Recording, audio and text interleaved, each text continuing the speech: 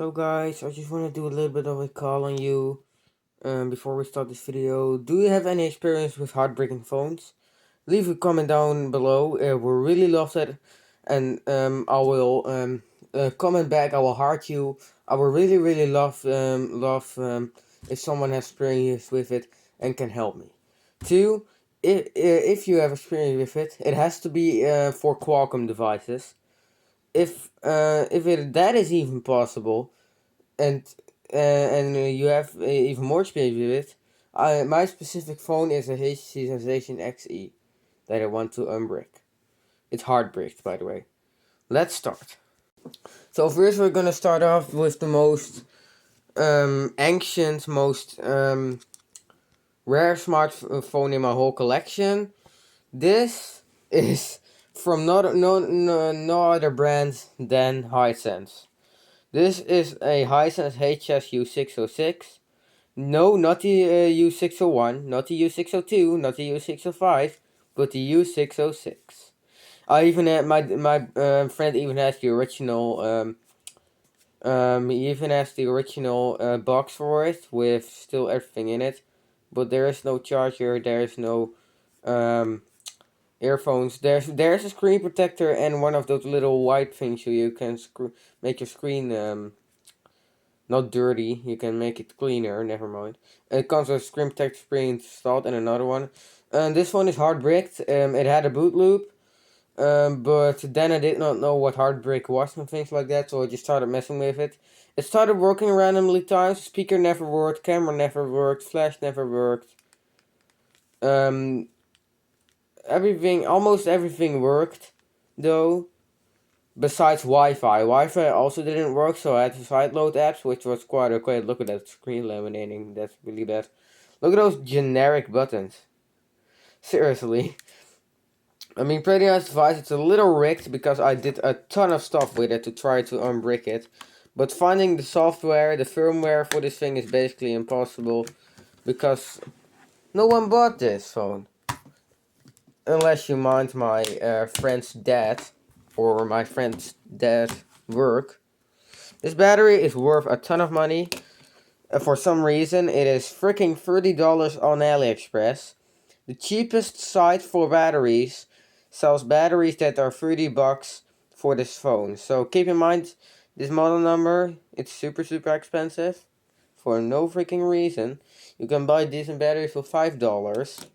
So yeah, it's dual SIM plus CMDA or whatever you want to call it. Oh, and if you don't believe the model number, it says U606 right there in the corner somewhere. Oh, it says it right there. HSU606. Or in other countries called the Starshine 3, not the 4. The 4 is really overrated. In my opinion, the 4 is super easy to get with firmware. Nice looking back cover, just some nice spaced buttons. But it does nothing, it doesn't charge as well. I think the HTC still does charge. You're probably thinking, huh? HTC? Yes, this phone is also bricked. This is a way different story. This is a HTC Sensation XE. And you're probably thinking, huh? Where's the red grill? Where's the Beats logo? Well, if you're minding that this is not a red grill, then you're super smart. Because this might have been a replaced back cover. But this is a Sensation XE. I googled the model number. It's PG58 something. And it came over Sensation XE. So it's the XE, thank God. Although I don't like that this back cover costs $30. That's probably because it's Beats brand. I don't know what this is. Probably a little paper thing. It was my friend's dad's phone. Not the same dad as that one. It was a different friend from a different dad. So yeah, this phone is absolutely 1,000 times as expensive as that one. Actually, I want to rather break this one than break the Hisense because although this thing is 1,000 times faster, still, I mean, that thing is so hard to get in the Netherlands. I mean, look at this out curve in the screen. The screen is like brand new.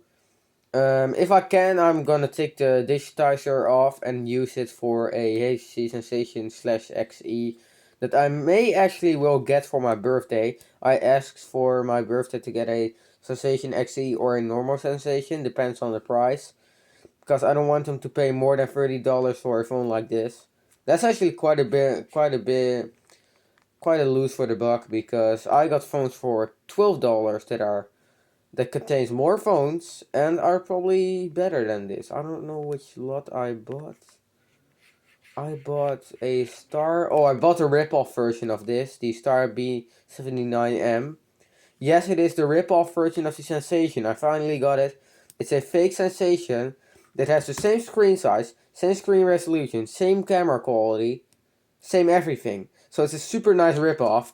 It's super funny to get a real one. I mean, it's not mine. It's my friend's one. So I could get it, but yeah, it's his dad's phone. So yeah, I'm just gonna give it to him if he wants to play with me, because that's polite, I guess. Let's now get to the rooted phones. So first, let's get to the boring one. This is a Samsung J1 2016 SMJ120FN. The screen is not foggy. Yeah, it's really, really dirty. That's for sure. But I rooted it, but it got stuck in a boot loop. And when I wanted to install the FN version of the firmware, so it has NFC. Well, it's not even capable of NFC anymore. I got a ton of malware on my computer, so I just downloaded the normal F1, the F model. And as you can see in your CPU, see that's some really high CPU usage. It's a Samsung J120F, but the bootloader right there is a J121 whatever FN. So it is an FN, and it also set that in the universal firmware, the normal firmware, I guess. Home button does work, these buttons don't work. I have no freaking idea why they use different buttons for the FN and the F. No idea why to use a different button, but ask Samsung, okay? Ask Samsung. So I installed a stupid fake gesture iPhone 10 cool, not so cool thing shit. Yeah. Nice. Home button does work though. Probably one of the cheapest Samsung phones ever made. Quite like it, but the back cover is absolutely atrocious in terms of quality. Camera doesn't work either. Flash, I don't know. Speaker does work. Yeah, speaker does work. Battery obviously does work. Headphone jack not tested. Chargers obviously. Why would they use a different? No, I don't know. See, when I open up the camera, it does this. That's the only thing it does. And when you rotate it, it doesn't want to rotate. Wow, incredible, if you know what I mean. So technically this is rooted. I think it actually is. If not, why is this included in my list? No, it's not rooted. Okay, that's shit. But it has been tampered with. Let's just change the title to phones I've been tampering with and that are shit right now because I tampered with them. Well, not the HTC one. The HTC was already broken. It did not charge, and my friend was such a... Yeah, he didn't even want it to charge. He thought that was dangerous. If he's watching right now, it is not dangerous.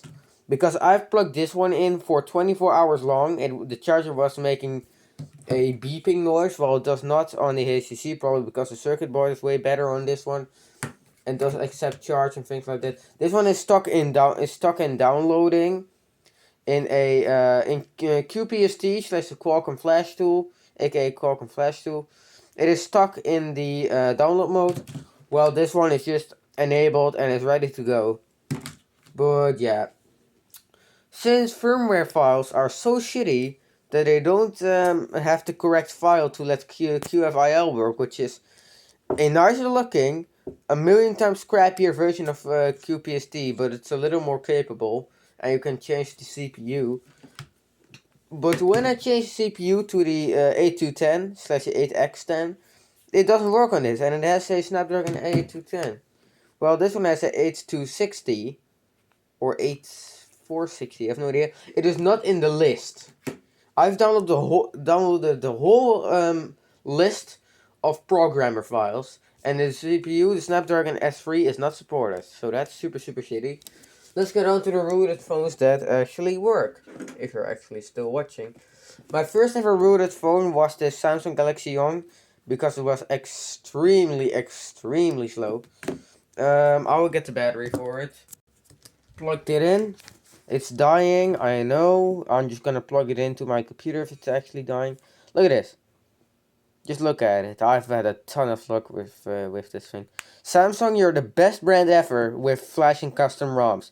It always works. It has the best flashing program in the entire world, because Odin is actually Odin free. Oh, look at this boot animation.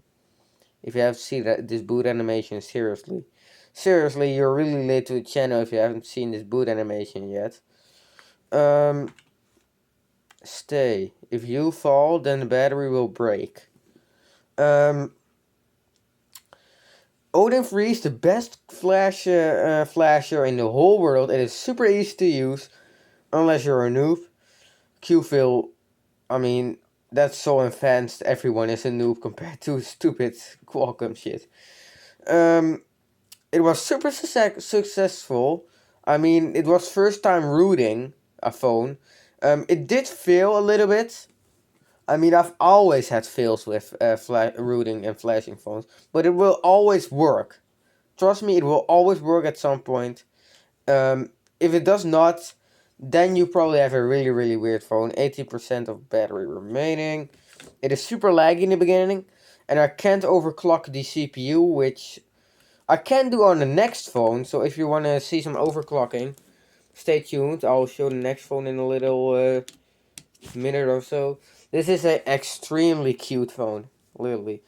The CPU is trash because it's a Qualcomm phone. Did you know that? No, it's a Qualcomm phone. You know that now. It is running Android 4 stock version, which I love. I love stock Android 4 sand cream sandwich, whatever it's called. Oh, that's laggy. That's been boot in a really long time. It does heat up quite a bit while charging. I really have noticed that. I'm gonna take a good look at that. Look at that effect. It's a Moki ROM, by the way. It's super stable. It is based on CyanogenMod. It is absolute sweet. Yeah, I have a kernel adweeter on here, so you can trick the performance. You can make the performance better. You can make the CPU run faster. This one is actually this also a NFC phone. This ROM is not meant for the NFC phone, but it does work on it. Every single ROM for the F model of this works on the FN or whatever. This is the NFC model. Keep that in mind. Oh, it's really laggy. It hasn't been booted in so long. Moki Royce 2017. Android 4.4 KitKat. I have the N model, the GTS 6310N. That's the official model. Has that amount of RAM. Basic stuff. I got this button to let it do. Oh, you can let that button do multitasking, so you can turn that old menu button you can turn it into a multitask button. It's normally not that laggy, trust me.